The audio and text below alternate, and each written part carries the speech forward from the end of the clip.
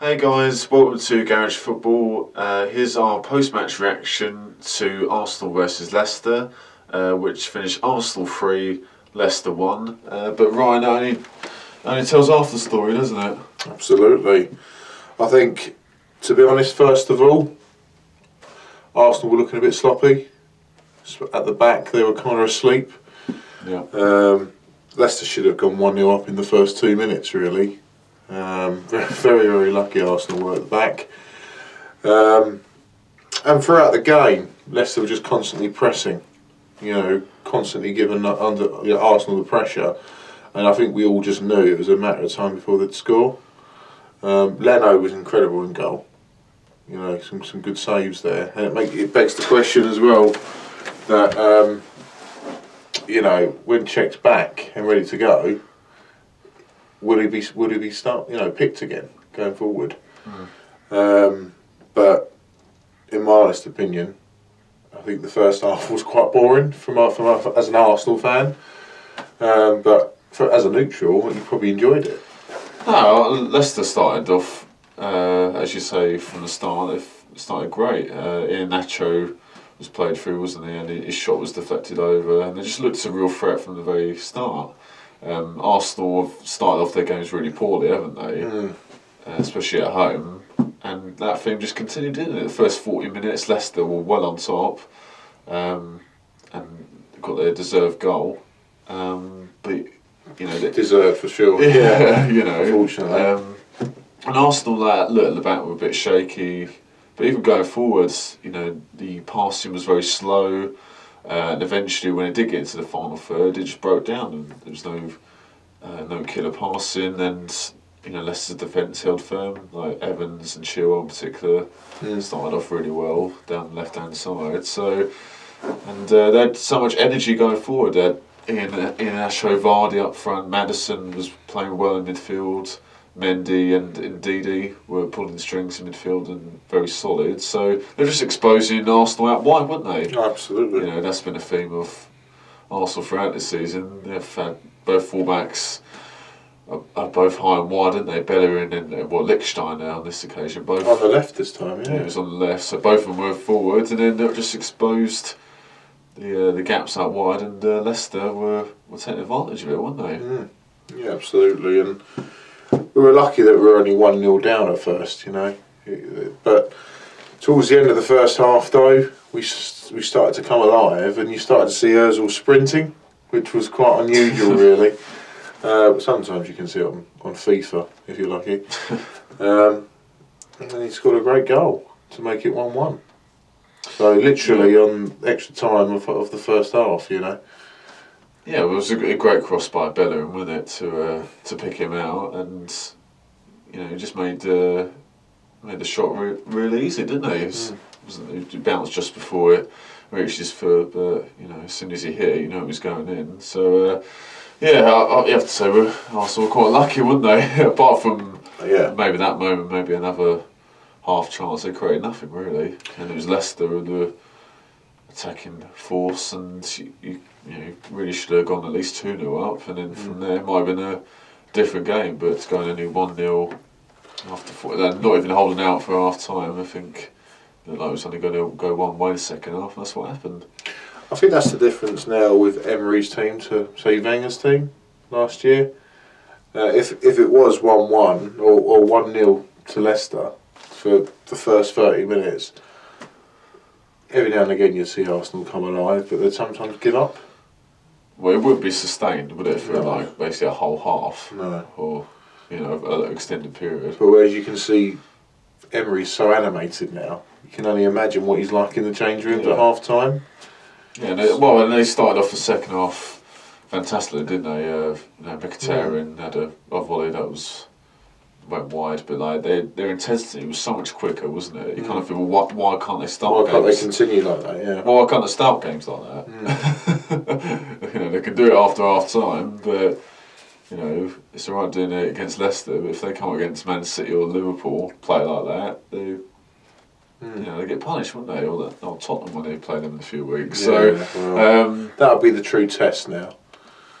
But then they brought Aubameyang on, because that was the question. Aubameyang was off, for the first half, and he did make a difference. Yeah, when he came on. Yeah, it wasn't just his 2 goals, tap-ins, but like his energy, his movement. Yeah. He's links well with Lacazette and Ozil. So, what an option to bring off the bench, Absolutely. But Ozil was incredible tonight. No, he was excellent, wasn't he? He was captain tonight, which good responsibility for him. Yeah, well, Emery's mentioned that a few weeks ago, didn't he? How Ozil might be a captain, which was raised a few eyebrows. It's safe to say, but tonight was a real captain's performance by him. He led by example with his running and some of his passing for both goals, both of Aubameyang's goals, and obviously he scored the first one, didn't he? So, real good performance by him. I just want him to, if you're an Arsenal fan, you want to be like that for the next few games. Be consistent. Yeah. Well, he's keeping Ramsey out of the team, isn't he? I think it's safe to say that Ozil and Ramsey can't play really from the start. You like to think if Arsenal play like that. So it's good. It's good to have that competitiveness. Yeah. Between the team. But no, I was happy with, in the end. It was a completely different shift, wasn't it? Yeah. Well, we'll talk about Arsenal's second goal then. So Ozil, great ball behind Chilwell, wasn't it, for Bellerin to run on. With one of his trademark forward runs, and then the great ball across the 6-yard box for Aubameyang to tap in. He'd been on the pitch for a couple of minutes, was it? So that was a really good goal. And then Arsenal's third goal was a brilliant goal, wasn't it? Brilliant team goal. Not for the first time by Arsenal this season, was it? Bellerin had the ball in on the right, played it to Ozil, dumped it to Lacazette, played it to Ozil. Played it across the box for Aubameyang. So just brilliant movement, one-touch passing. The total opposite to the first half, where it's just touch, pass, touch, give the ball away, or a block comes in by Leicester. But when Arsenal played like that in the second half, their movement, and it's the speed as well. They had the ball at the back, they give it to midfield quickly, and then they look forward and play a direct pass forward. So it was just a good polar opposite. It was. Absolutely. But as an Arsenal fan, myself personally, in the end, I was, first half I was almost falling asleep. I was like ready for a nap. Second half, I was ready to do cartwheels, mate. It was great, and I think it's just a good atmosphere at the moment. I mean, I did a video last week on here, and I was talking about,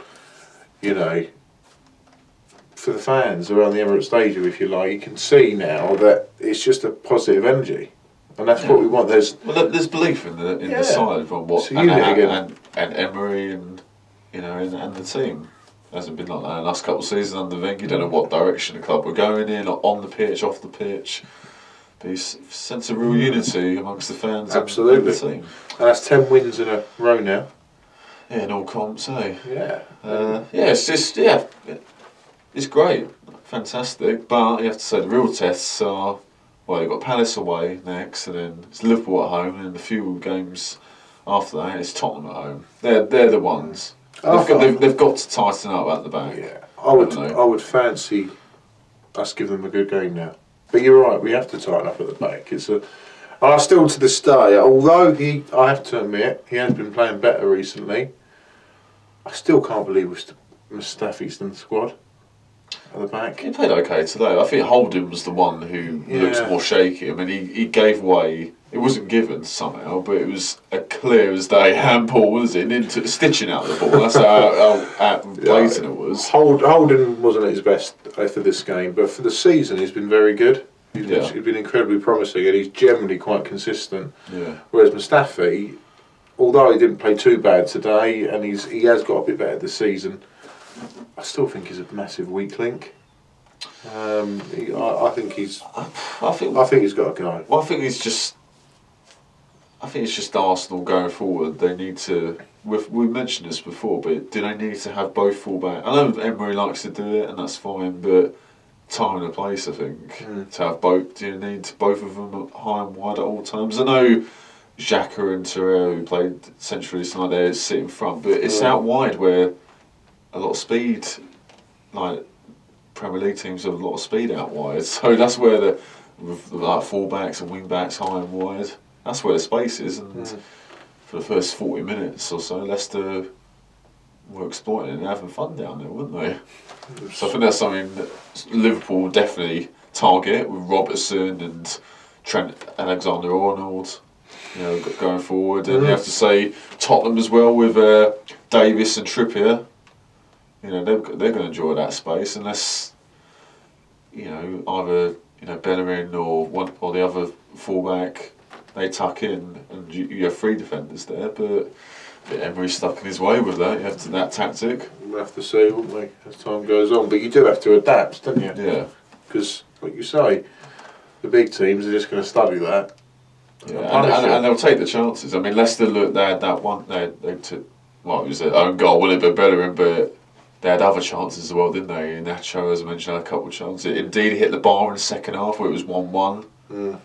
You could argue you could have scored, but do you know what I mean? So if Arsenal offer those chances to Liverpool and Tottenham, you don't think they're going to take more than one. So yeah, that's still a concern. But going forward, Arsenal are much improved from what they were last season. Oh, absolutely. You can't take anything away from that. So that's a real positive. But it's going to be hard to keep scoring 3s and 4s every game when you've got your defences like that. For sure. But only time will tell. We'll see. As they say. But thanks, people. You know what to do. Please subscribe and follow us on Twitter. We're at garage_football. Thank you. See ya.